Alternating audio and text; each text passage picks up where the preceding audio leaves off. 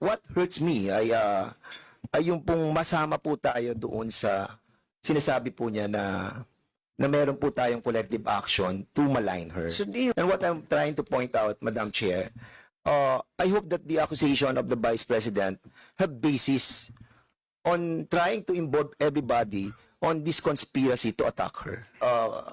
Conspiracy theory of having this a pre-attack on her budget is being conspired by this committee. And if that is so, let me out, Madam Chair. Hindi po ako kasama doon.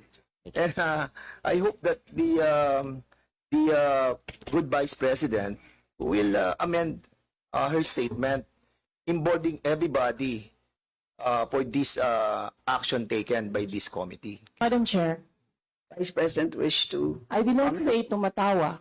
Gusto niyo ulitin, gusto niyo ipabasa ulit sa Secretary kung ano sinabi ko? I did not say tumatawa kayo. Number 2, I did not say attack by the committee. Number 3, I did not say collective action. Sa kanya nang galing yun. I did not say conspiracy theory. Sa kanya nang galing yun. Pabasa niyo ulit kung ano sinabi ko. That's the reason why I asked for a point of clarification. The point of clarification is to be clarified by the resource person.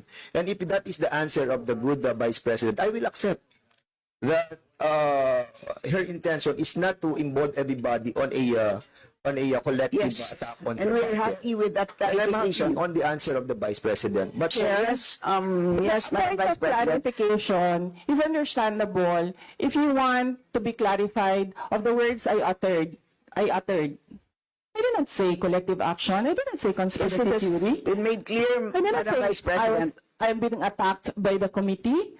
Di ba nanggaling sa akin yun? So anong ika-clarify ko doon? Yes, ma'am, noted po. It had been Yung loud and clear script po. kasi nagkakabuhol-buhol na yung script.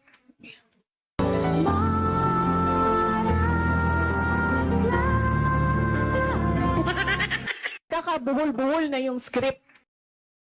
O alam mo na, Chucardo, dapat kasi ayusin yung script para hindi nagkakanda buhol-buhol. Sayang naman yung mga role nyo kung hindi nyo magagampanan ng maayos. Tama?